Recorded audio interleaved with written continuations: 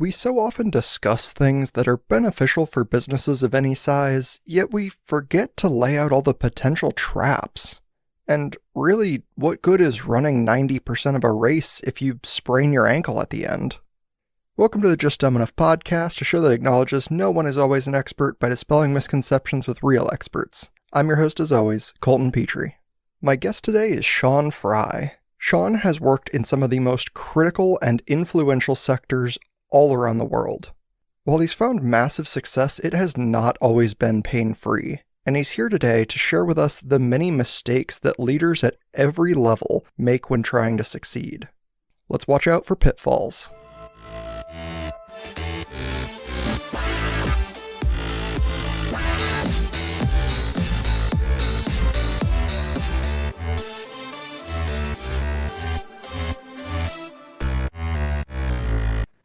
Welcome to the show, Shawn Fry. Great. Hey, it's great to be on. Look forward to our conversation. Yeah, I am looking forward to it so much. Why don't you introduce yourself a little bit for the audience? Yeah, so I'm Shawn Fry. I am a business transformation coach with over 25 plus years of experience across 60 facilities, 17 different countries, and 4 different industries. So aerospace, automotive, aircraft, power generation, and defense.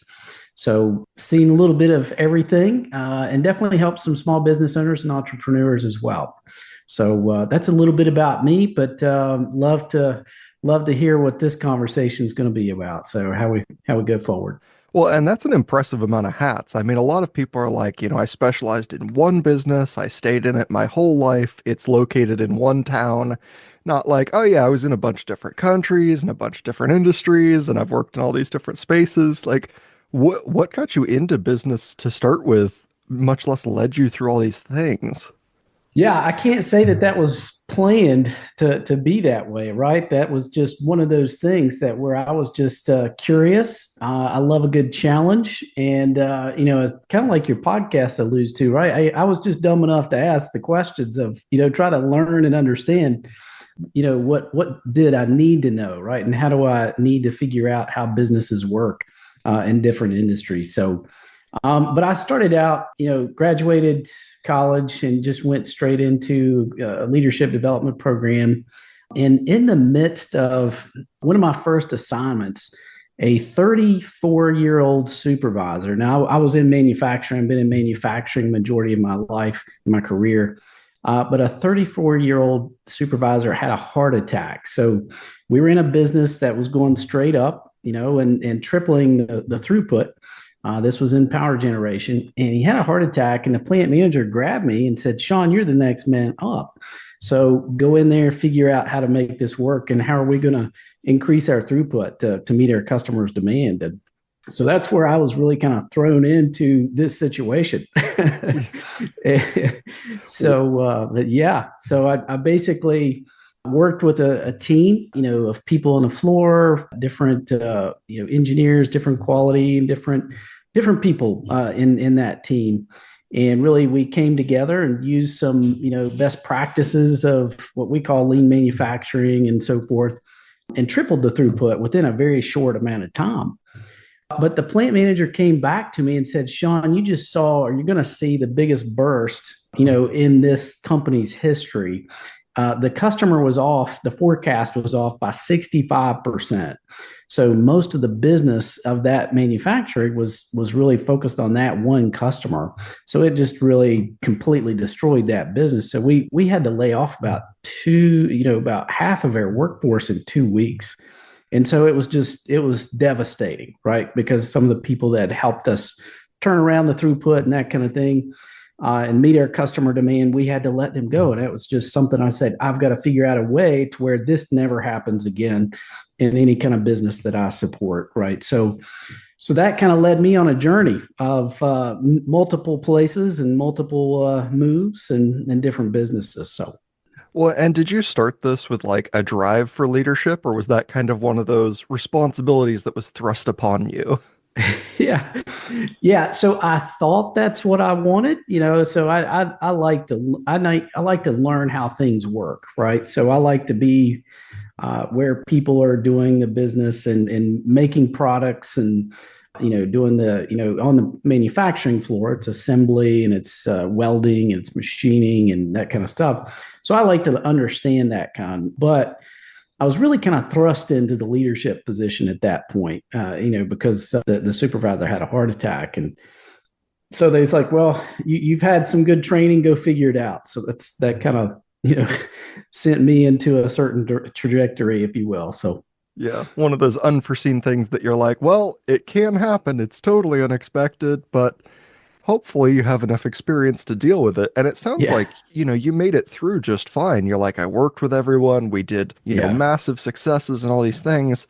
And then this wildly unforeseen circumstance comes around yeah. that you're like, I didn't even know this was a possibility because it's not part of my oversight.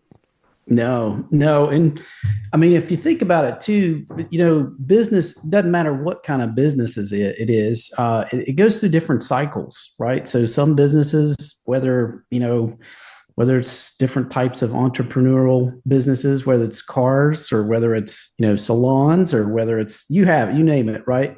They all go through some kind of cycle. And you think about COVID, right? You think about some major disruptions in industries like COVID or tariffs, which are significantly impacting most businesses.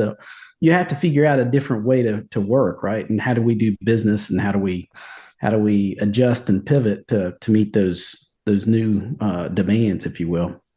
Well, and that was like, I mean, that's another one of those major things that you're like, aside from business forecasting and everything else, some world event can just happen that throws your entire company Yeah, into chaos. Because yeah, at the time COVID, was just popping off and no one knew how it was going to go. I think the company I was working for had like 1,500 employees, laid off 100 and furloughed 90% of the rest for a yes. month where they're like, okay, we are basically running skeleton crew and we hope to bring you back. Yes. Yeah. I mean, it's horrendous, and it's definitely something that nobody wants to go through, but we have to figure out how to navigate. It's that uncertainty and chaos. And honestly, that's what really kind of led me to write the book. It's Sustained Business Growth. It's located at www.sustainedbusinessgrowth.com. But that's what led me to write the book, was because as a leader, a young leader at the time, I had no idea what I didn't know, right? And I was just trying to ask the right questions and find the right people to try to figure out how to navigate those uncertain waters, right? So really try to write that as a guidebook of leaders and any kind of business person or entrepreneur going through, major crisis, and how to turn it around without sacrificing your health and your family as well as team members. So that's really what the intent of the book is. Yeah. Well, and I loved when we were talking about, like you'd be a great fit for the show. You have this really humble attitude that says, like, I did fall for a couple of big mistakes. There were some like pitfalls and traps and bad advice that I found. And I feel like everyone's first question is like, what do I do to do this right? And it Yeah. really should be like, hey, what can I avoid? Because Yes. like if you do all the right things and still fall into the traps, like ultimately you kind of hurt yourself in the end. So I Yeah. feel like we should talk about the biggest mistakes first. Yeah, yeah, that's great. So one of the biggest mistakes that I did was I was trying to do everything myself, right? So now I learned that on a couple occasions, right? Not just one, but I learned that of, hey, look, you can do, you really need to focus on your strengths and where you add the most value. But learn to delegate effectively, right? So instead of, because that's what leads to burnout, right? We just, run ourselves into the ground, and we run our, other team members into the ground because we're trying to do everything. And it just causes a lot of frustration, and people just says, look, I don't want to work there anymore. I'll go somewhere else, that kind of thing. So I think it really is understanding what are you strong at, what are your strengths, and stay focused on that area, and then figuring out who. That was one of the best questions I think I ever learned, was okay, understanding what needs to be done, but who is the best person to do that job and that work. Who's an expert? Maybe it's their unconscious competence, right? It just comes natural to them, right? So I think it's just really understanding the who is the best person to do that work and delegate effectively. Now, I have seen people delegate ineffectively, right? And that's just as bad sometimes, try to do everything yourself. So I think that is a key lesson learned for me. But Yeah. Well, and I think that's probably like the sneakiest of the things, right? Is like this burnout will just creep up on you before you realize it because you're like, well, I've got to do this thing. Like that's the yeah, mindset. I have to. And then before you know it, like you're burned out, the team's burned out, and you don't really know what to do from there. yeah, yeah. And I think too is not stopping to reflect of what's working and what's not. Because I see a lot of businesses, they just keep doing the same thing the same way. And as Einstein once said many years ago, it's like that's insanity to do the same thing the same way and expect different results, right? So I think it's just really key to reflect and say, okay, I tried this. This is what I got, or this is what I expected. This is what I got. That wasn't quite what I needed. So let me pivot, let me adjust and try this, something else that may get me where I need to go. So it's that daily trial of what's working, what's not, where versus somebody just staying the same path and just thinking what got me where I am is not what's going to get me to where I want to go. So yeah. Yeah. Well, and it must be one of those that like reflecting on what worked and what didn't, you might think like, well, I did this 10 different ways. And then if you really like wrote it down, you're like, ooh, this kind of all boiled down to me doing it in the end. So I think True. I think I goofed. Yeah. There's a common denominator there, right? So no, that's good. Well, and especially in leadership, like a manufacturing leadership, you're working with so many different specialties. There's people who are, Yeah. the best at assembly, and there's Mm. people who are the engineering go-to, and there's people who are the design go-to. Like, there's so many different things that you just can't be an expert at. No, you can't. You can't. You could definitely learn, and I would encourage people to learn, the different aspects of the work to be done. But you're not going to be the expert. Rely on the people that know the job, that do it every day, and ask them. That's a big lesson that I see in many businesses is they don't ask. They tell. It's like this is what needs to be done. This is the way we're going to go do it when the person actually doing the work is like, yeah, that just doesn't make it the most sense. Maybe if we did it this way, we would be successful. So I think it's about asking the right people and engaging the people that do the work and what's the best way to do it that you found and really try to standardize that as best Yeah, as we can. certainly. Well, that like asking for advice when it's outside your wheelhouse. Yeah. Were there any that you just got particularly bad advice from someone where you're like, ooh, it sounds good, and I tried Yeah. to follow it and it just like it was absolutely wrong. Yeah. Yeah. So I think two stand out. So one, yeah, there's plenty of bad advice out there. I will tell you that, but just two that just come to mind is just, hey, look, if you just work hard enough, you'll be successful, and that's a lie, right? You can work as hard as you want, but if you're not working on the right things and doing it the most efficient way, then you're not going to be successful. So it's really discerning what is the right things to do, get the right people doing that, and then you'll be successful and working smarter, not harder, right? So instead of just doing hard work. So I think that's one big piece of advice that I got that was not the best, just work hard many, many years ago. The other one is you can outsource everything, right? So I think that is another piece of bad advice, right? So I think it's just really understanding what's your core competency or your business's core competency. This is what we do best. This is where we add the most value, and protect that, right? And say, okay, this is what we are going to do and be the best in the world at, right? And then, well, what makes sense to outsource, right? And then say, well, look, this is just routine, or I kind of like to think about it as, is it something that I absolutely must stay focused on, or is it something I need to eliminate? It's just waste. It's just pure waste. Why am I even doing that? Right? Doesn't make sense. It's not getting me the profit that I need. So I really shouldn't be in that business. Right? So it's really determining that. Or is it something that I need to delegate or automate? So I think that's really key too. There's some things that we need to leverage, automation and AI as much as possible to be productive, so we can really focus on where we add the most value. So that's a couple things, but that other piece of bad advice was just outsource everything. Yeah.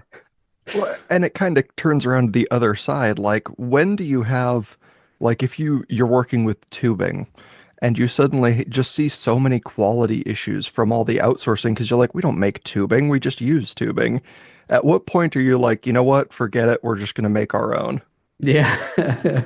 Yeah. So that's a great question. So I think it's really about it may not be my core competency. Let's just say tubing, right?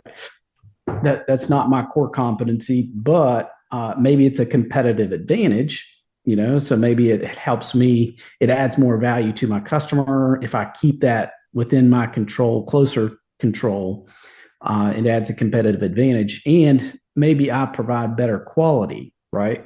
So there are times where, yes, it's not my core competency, but we really probably do need to make that. We need to protect it because it's a competitive advantage and we actually provide better quality versus having to outsource, bring it in, and do a lot of rework and stuff like that Yeah. because that adds a whole lot more cost as well. So Well, and as part of like stretching the company, how good is it to just say like we're only doing it for ourselves? Like it's a minimum production. Like for our quality's sake, we're keeping it. However, at some point we noticed that like, we could just start selling this. We could become a competitor in here. Is it yeah, is it worth that like extra effort to stretch your company to say like, you know what, let's go ahead and try and market this? yeah. You're asking some great questions, right? So, and I get some of as I'm doing some speaking in some of the companies support, a very similar type of question. What do we needed to, what's the best decision here, right? So, to me, I'm big on return on time and return on investment, right? So, I think it's just really key that we look at it, do the analysis with enough data. It doesn't have to be perfect, but kind of a rough order of magnitude of, hey, look, here's the estimated cost, and here's the return that we're going to get. Here's the profit that we can get out of this, and the paybacks within whatever amount of time, less than a year, let's just say. Okay, well that may make sense, but if it's going to cost me double the amount, and I only get half the benefit there, it's just not a good equation there to be successful. So I think it's just really understanding that return on time and investment and payback, right? If that works, if the math works, go for it. But if it doesn't, just make sure and do the math, because a lot of people don't. Yeah, sure. If you're like, yeah, you could add one extra person to extend the amount of time we're making tubes, and suddenly we can sell all the excess. Like, great, sounds like a wonderful deal. But if you're like, well, we'd have to double the shifts and increase how much we order and hope that we sell it, you're like, well, that's Yeah. that's probably not the best.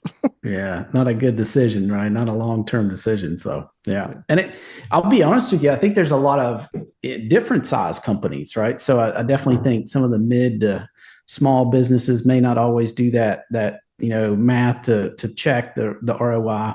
But there's some large corporations that don't necessarily do that as well, right? They do it at a very high level, or they accept a loss leader. That's something that I found. Now, this is probably 15 years ago when I was asked to turn around a situation, work with a team similar to what I described earlier. Well, we did an awesome job of going from like 60% on time delivery to 85 to 90%. So really getting the throughput. The quality, we reduced the defects and rework and that kind of thing to the customer. But the cost was a big factor because the company had accepted so many loss leaders, if you will, products that really didn't do the math well, right? Or they just got their foot in the door. Hey, we're going to take a loss on this product. Problem was, it was a very high volume product, and we'd done that too many times previously. So really kind of killed the math, if you will. And so that was a pretty good sized corporation there too. So again, it applies to all size businesses. So Yeah, I think that's IKEA's meatballs. Is they're like they don't make a 1 cent on the cost of their meatballs, but it brings people in. So they're Yeah. like, if people only came in for that, their company would fail. Yeah. And so you're like, you got to Yeah. be really careful with what you're offering. Yeah. Or you just got to make sure your product mix, works out to where you got enough other profitable mix to offset that. So, yeah, Well, and it seems like, huge companies, I'll use Amazon as an example because I know they made a mistake in my area. Like they have an ungodly amount of money to throw around, right? they do. And Yeah. so they built this massive warehouse building up in my area. I mean, a colossal building, and then had sudden losses in the company and scrapped their plans to expand. And so that building is just sitting there. And they're like, well, maybe Yeah. we'll partition it and find people to, like rent out each space. And I'm like, that's a huge loss that, That like, is. is it just because of the size of the company and their like general success that they can eat mistakes like that? Yeah, they have some deep pockets, right, to offset those type of mistakes or uncertainties of that kind of thing. Because the market's changed, right? The situations change in different, but you definitely have to have enough deep pockets to overcome that. So, Sure. I mean, it's no different than like a small company wanting to expand to, consume like the building next to them, right? Where yeah, you're like, oh yeah, we mm, want to double the size of our bakery. Like it'll increase the amount of production and, everything else that we can have. And then you're like, ooh, it was a little too big and a little too expensive, and now we're struggling. Like it's the same thing. It's just on a yeah. different scale. That's exactly right.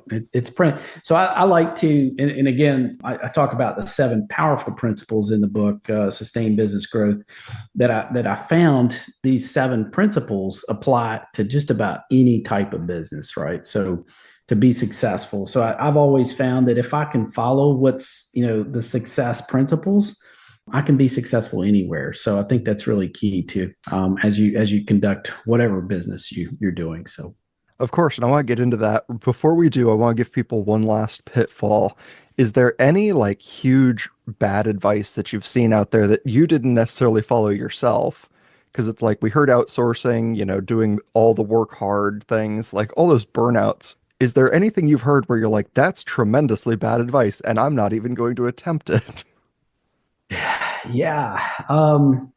Yeah, I think the worst advice is, and I think a lot of companies make this mistake, is they just try to do too much, right? So they try to boil the ocean, right? So, and I see this just in about in many, many different companies, right?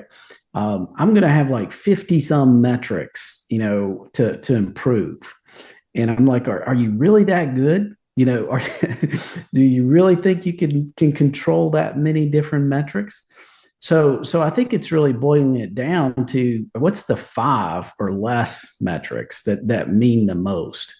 And so I think that's where I would say, look, I'm not even going to touch that. I'm not that good. I don't think most people are that good to manage 50 plus metrics and feel like they're really moving the needle because I think we're trying to boil the ocean. So does that answer your question? Yeah, no, I think that's good because a lot of Yeah. people are like, I'm gonna have an infinite spreadsheet and all these graphs, and I gotta keep track of every moving point. Yeah. And you're like, you're really just kind of wasting your time. You're like, maybe Yeah. if you were a big enough company that you had a person looking at each metric specifically, maybe you could track that many, but you're certainly not going to do it yourself. But you think about it in the big companies, right? That do that. Well, how much time are we wasting throughout each level of the organization trying to better understand and capture that data and figure out the best way to do that, and then go chase things that may not matter, right? So I think that's really it can be very wasteful, and it just gets even more wasteful in the bigger corporations. So Yeah. then we come around to your book and your expertise where you're like, all right, I can help you succeed. There are steps to this. I promise it's not as hard as it looks. Like, Yeah. where did you start to find that success? Yeah, so great question.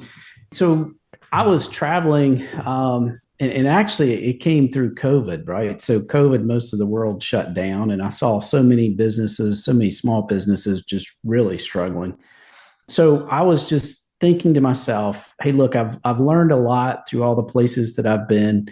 How do I capture these success principles? And how do I help some of these small businesses wherever possible to survive, right?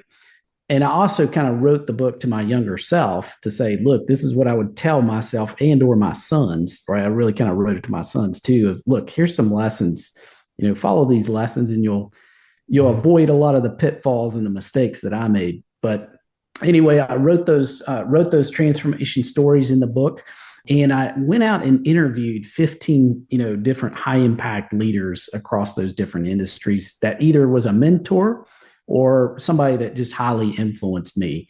And so I just captured their lessons and really tried to distill it down into seven, powerful principles that anybody can take in just about any business and say, okay, I'm going to start here. What's my constant or what's my peak state of mind, right? So am I really thinking, am I really thinking clear, right? So the clarity and the mindset, and or am I just confused, distracted, and just all over the place, right? And how do I lead myself better? But constancy of purpose, so what's the purpose? What truly am I here to do, right? What's my big why, as Simon Sinek would say. What value am I really bringing to the world, the community, myself, my family, that kind of thing. So what's my big why? And diving deep there, right? So really getting into purpose. And then clarity of communication. So just really understanding how am I, who's my target audience? And am I clear? That clarity of message. Because again, am I trying to service everybody? Am I trying to boil the ocean? Or what's that one type of person really look like? And what do they need? And how do I serve them to the highest levels? So really being clear about the message. Those are just three of the top principles. There's four others that I kind of go into, but there is a kind of a stepped approach and how do you tactically apply it too? So, yeah. Yeah. Well, I'm sure it's one of those that like is deceptively hard, right? Yeah. Because you're like, I could tell you all seven, Yeah. but like I filled a book with information you have to follow, so you clearly can't just look at it and go, clarity, got it, and then like just run on your own. Yeah. Because like if you're Yeah. me, you're gonna spit data at people that no one cares about. That you're like, this is No. not clarity, like you're actually muddying the waters significantly. Yeah. So I did exactly what you talked about, right? Earlier in my career, that's what I did, right? I was like, well, here's the data, right? So I love data, right? So I just dived deep into the data and I'm just like, here's the data. Don't you understand? And like, well, I don't know. What are you talking about data? What problem are we trying to solve here? Right. So yeah, great point. Yeah, no, that's me entirely. And I realized like I went through a very small leadership course and I realized that like that's only one of four types of, communication and it's generally the smallest one. And I'm like, Yeah. ooh, that's my major one. That's not Yeah. good. Yeah. No, that's exactly, you have the people that are really, it's those people relational styles, that really connect, influencing. So that's something that I love different tools and certifications and lean manufacturing, Six Sigma, and all that kind of good stuff, agile, project management. But people really don't care until they know how much you care about them, right? So I think it's really coming down to that relationships and the ability to build those relationships, connections, and influence, right? So that makes a huge difference, especially for us data guys, right? So Yeah. Yeah, I had an early mentor that told me people won't care what you believe until they believe that you care. yeah, And I was like, yep, dead on. yep, that's exactly right. But there's also like there's so many as you talked about like these certifications, Six Sigma and Lean and you start hearing like black belts and you're like, are we introducing karate to this stuff? And there's just so much like vernacular that you're like, I don't understand. What's a Kaizen? Yeah, yeah. So it's fun. Quick funny story. So I was crossing the border to Canada. This was several years ago, and the border checks are pretty stringent, right? So in some areas, and not just Canada, but some other countries as well. But so got there, and the guy said, "What are you here for? What business are you here to do?" And I was like, well, I'm here for, doing some, business performance auditing, right? So it's really part of a quality initiative. And he said, well, let me see your card. And it was showed master black belt. And he's like, no, you're here to teach karate. I was like, no, I'm not. I'm not here to teach karate. And it took me a good hour to convince him that I was not there to teach karate. Right, I really was there for quality initiatives and performance auditing and stuff like that. So Yeah. yeah, Well, it's one of those that you're like, they had to find some vernacular to just say like, oh, it's the high level. Like, and yeah, so they're like, oh, black belt. Like everybody knows what yeah, that black belt's the high one, so we'll just choose that. yeah, And, for people that have no idea what we're talking about, they're like, oh, why? Yeah, like what part of business does karate play? And yeah. you're like, nothing. They just stole the terminology because it was easy and it somehow made it more difficult. Yeah, no, that's true. That's true. Yeah, that's the funny part is in any industry is just the terminology, right? So every business has its own terminology and just understanding that, it could be the same thing in different industries, but it's just called something different. So Well, and they have a really funny way of like, getting their points across. Because I remember being introduced to some of the Six Sigma stuff, and it's like the amount of information I needed fit on a postcard. And I was yeah, like, okay, yeah, I can understand this small graph that's just, like arrows in a circle. Got it. yeah. And you're like, yeah, a high level person that specializes in this has read several books. Yes, yeah. No, and that's something you kind of bring up a key point too in my journey, and I talk about this in the book, is really understanding the people and where they are, right? So what really are they dealing with? Where's their current state? Meet them where they are, and don't introduce a lot of high tech terminology, whatever you might be using, right? Speak in their terms. And I think that's really key too for entrepreneurs is meeting customers and clients where they are and speaking in their terms. And that way, they'll be more successful and they can relate better. So I think that's a big lesson that I've had too. Well, and it's one of those like if you're, the coach type where you're like, "Oh, I want to teach everyone." Like it doesn't necessarily help to just flood them with Yeah. information if they don't understand it. You're like, "I promise I'm trying to be helpful." And they're like, "Man, Shawn confuses me more than any person I've ever met." And you're like, Yeah. "I promise I'm trying to help." Yeah. No, that's exactly right. And that has happened. So, yeah. It happens to me too. Yeah. I think it happens to most people that are like, you're genuinely trying to be helpful. You're like, I want to teach you. I want to like help skip some of the hurdles that I had to go over. And Yeah. you forget what it's like to be that entry level person. Like that's a perspective that's very hard to maintain. It is. It is. No doubt. Yeah. No, great point. So when you get up and you're talking to people, like if you had a minute to share with them, what is usually the advice you try and give them? Yeah, that's a great question. And actually, at the beginning of the year, I helped a company kind of kick off their strategic initiatives and was working with them kind of set that up for the year, their goals and objectives. But I think the one thing that I would just always encourage everybody is be intentional. Be intentional about your time and your resources, right? So really think about purpose, live every day with purpose, passion and conviction. So I think that really is what makes the difference for people that stand out in their whatever community, whatever business they are, is they're living every day intentional with passion, conviction, and purpose. So yeah. Yeah. And do you think that's like you would give the same advice, if we are talking to like high schoolers that are like, yeah, I think I want to go into leadership or I think I want to go into business. I mean, is it like universally applicable where you're like, no, just keep that passion, that conviction, like keep moving? Yeah. No, I think it is applicable to, if I think about a teenager or somebody that's just starting out their career, I think again, you have to think in their terms, right? So how would they think about it and maybe put it more into their terms of, where do you want to be? What are you excited about? What really interests you and what do you think you could work at for many many years without getting burnt out, right? And they probably don't know that because they haven't tried too many things, but I would just kind of try to tap into what do they get excited about? What do their eyes tend to their face lights up and their eyes get bigger, and try to put it into their terms. Yep. It's hard because they have like the reverse perspective. They don't have enough experience in anything to necessarily know, like, oh, Yeah. if I keep, like work hard, right? Like I always hear kids like, I'm on my grind. And you're like, well, it's Yeah. called that because you're supposed to do it very intensely for a very short period of time.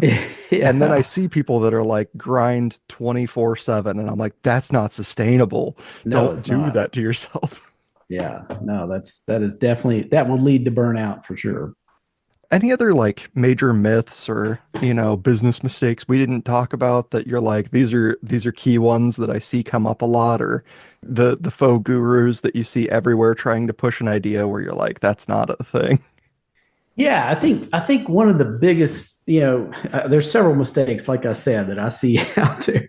I could probably go on for another hour on those different types of mistakes, but I see one thing is that people typically push tools, right? So they just push a new shiny object, right? Whatever that might be, whatever industry, and just say, hey, this is the latest and greatest, and go use this, and it's kind of like using a hammer for a wrench at times, right? So it's really, well, what's the business need, or what's the need in that person's life, or a teenager's life, what is the need that we're trying to address? What's the problem to be solved? Then use the right systems and tools to help you, right? Because I always see it backwards. People just start pushing, go use this tool. And I was like, well, yeah, but that doesn't fit. Again, that's like a hammer for a wrench. So why are we doing that, right? So, Yeah. Well, I mean, and a lot of people, I assume, if they start a business, they're like, I'm just going to buy the best equipment right off the yeah, bat, the highest end stuff.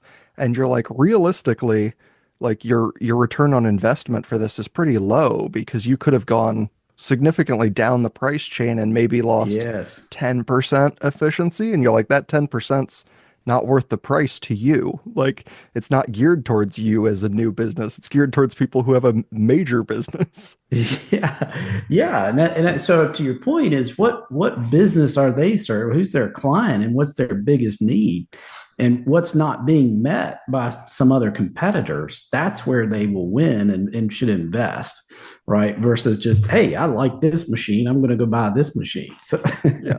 so Well, and I have to do that with things all the time. I think everybody has to deal with that, and we just don't think about it enough yeah, because I'm like, oh, I'm doing some production work. I need to buy like a high-end production computer. And I yeah, look at them and they're like, well, this computer's $4,000. And I'm like, man, that's a really expensive computer. Like, what would I need it for? And they're like, well, if you're constantly doing video streams and capturing and production and all these other things, I'm like, wait, I don't do any of that. And they're like, oh, well, then you yeah, don't need this yeah. computer.